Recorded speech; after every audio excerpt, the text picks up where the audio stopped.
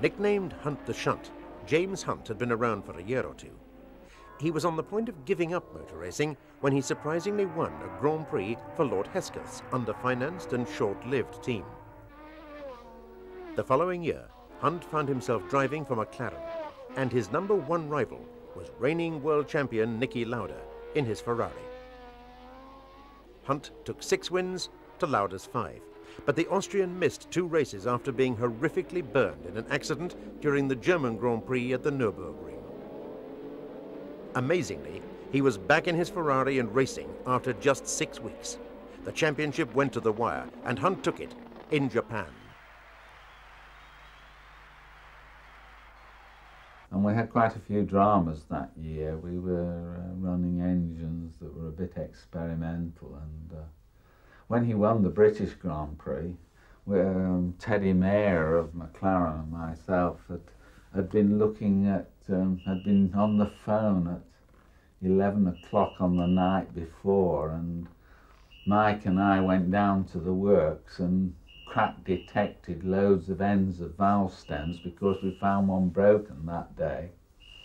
And we actually were recommending to Teddy that he changed his engine and didn't run our special version. And he said, well, go through the statistics. So we went through what the statistics were. I thought they looked fairly bad, and he said, we'll have to risk it. It's too late. It's going to be all right. And I was obviously at Silverstone and in the grandstand with somebody, and it was a horrifying hour and 3/4 or whatever it was, because I was definitely, by the time we got it into the lead, I was just thinking, now really is the time for the spring to break or the end of the valve to drop off like its others had.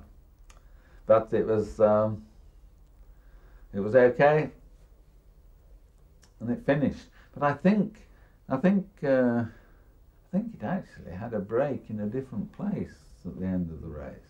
But then that's the game. It finished, and that's what I think what racing's about.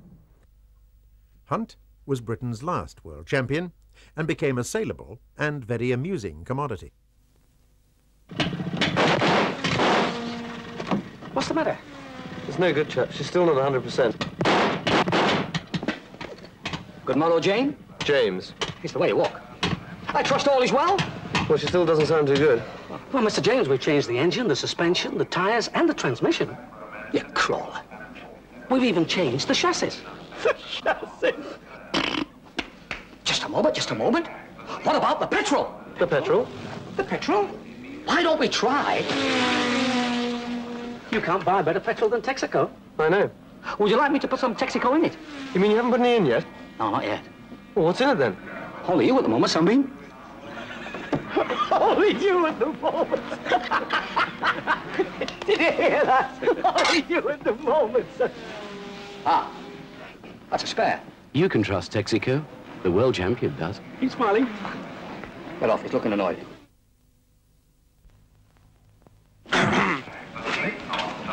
Oh, hello, Jane. How's it going, boys? Well, I would say we're about halfway there.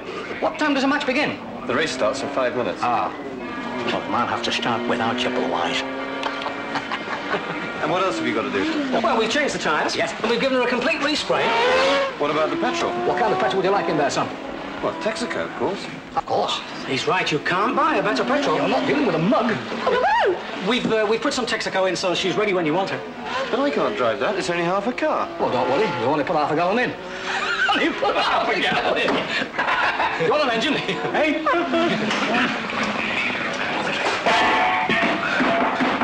You weren't going very far, were you? All that was way back in the mid-70s.